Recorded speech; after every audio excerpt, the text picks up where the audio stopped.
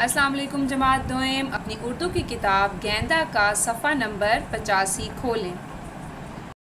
सफ़ा नंबर 85 शुरू करने से पहले आप दाएं जानिब आज की तारीख और बाएं जानिब आज का दिन लिख लें। उसके बाद हम पढ़ेंगे कि सफ़े पर क्या है।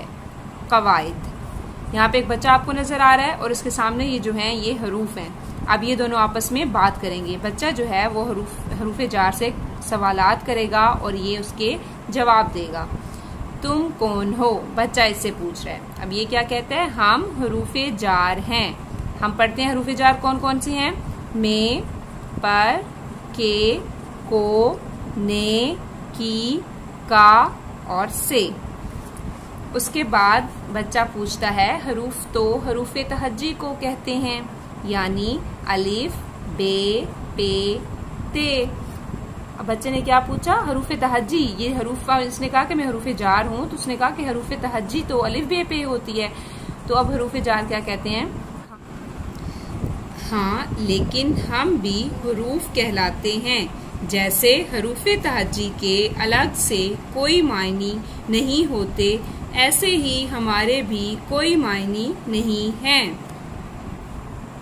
जैसे ये हरूफे तहज्जी उसको बता रहा है, जैसे अलग अलग हरूफ आपने पढ़े हुए हैं, 36 हरूफे तहज्जी हैं। तो वो हैरान हो रहा है बच्चा कि ये हरूफ क्यों हैं, क्योंकि ये अलग अलग हरूफ नहीं है।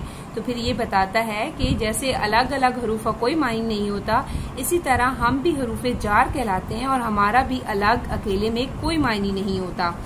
ठीक है। आगे अब बच्चा सवाल करता है, हरूफ से मिलकर तो अल्फाज बनते हैं। अब हरूफे जार क्या कहता है, हम से मिलकर जुमले बनते हैं। अब वो बच्चा क्या हैरान होता है, उसको समझ नहीं आती, तो वो क्या कहता है, क्या मतलब।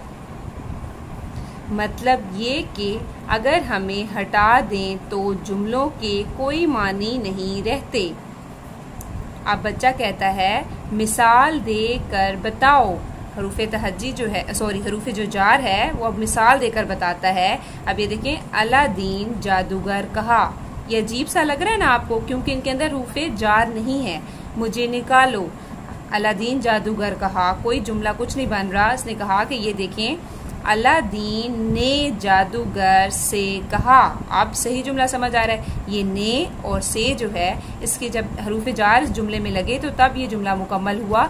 इससे पहले ये नामुकम्मल जुमला था, जिसके कोई मायने समझ नहीं आ रहे थे कि किसने किससे क्या कहा। अलादीन ने जादूगर से कहा, मुझे निकालो। अब एक और जो है मिसाल भी दी है हरूफे जार ने, मेज गिलास है। अब इस जुमले में हमें क्या समझ आ रही है कि गिलास जो है वो मेज है, मेज जो गिलास है, कुछ समझ नहीं आ रही।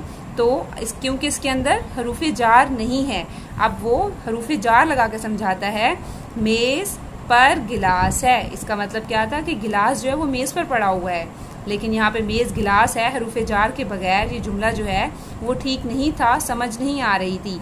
अब वो बच्चा जो है उसको समझ आ जाती है और वो क्या कहता है, हूँ, अब मुझे समझ में आया, शुक्रिया।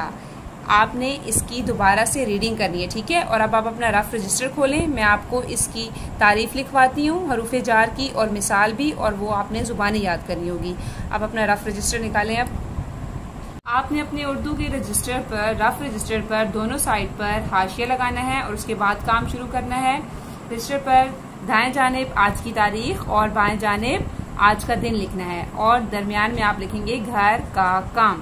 इससे पहले आपने पढ़ा था 1 क्लास में इसम, फेल और हर्फ। इसम आपको पता है कि नाम को कहते हैं, फेल काम को कहते हैं, और हर्फ जो है मैंने आपको बताया था जो इसम और फेल को मिलाता है, उसकी एग्जाम्पल यही है। हरूफे जार भी इसको कहते हैं और हम हर्फ भी कहते हैं।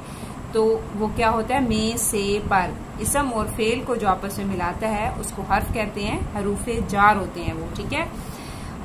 हरूफे जार की जो है आपने लिखनी है मिसालें भी और इसकी तारीफ भी। सबसे पहले आप लिखेंगे हरूफे जार। अब आपने ये जो इसकी तारीफ है आपने ये रजिस्टर पे भी लिखनी है और उसको जुबानी भी याद करना है। हरूफे जार, हरूफे जार वो हरूफ हैं जो अकेले कोई मानी नहीं रखते, कोई मायने नहीं रखते, लेकिन इसम और फेल से मिलकर मतलब पैदा करते हैं। जैसे कि आपने आज एग्जाम्पल्स में पढ़ा था कि अगर इनको हटा दिया जाए जुमले में से तो जुमला जो है वो उसकी समझ ही नहीं आ रही होती, वो बेमानी बन जाता है। ठीक है, इसकी मिसालें कौन सी हैं? मसलन से, में, पर, तक वगैरह। ठीक है, इसकी और भी बहुत सारी मिसालें हैं, इसलिए हमने लिखा है वगैरह।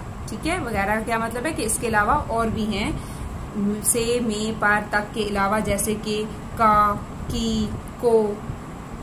आपने ये जो है इसको लिखना भी है और इसको जुबानी याद भी करना है, और जिस पेज की मैंने रीडिंग कराई है हरूफ जार की, उसकी भी आपने पढ़ाई करनी है। आपका आज का इतना ही काम था। Thank you so much. Allah Hafiz.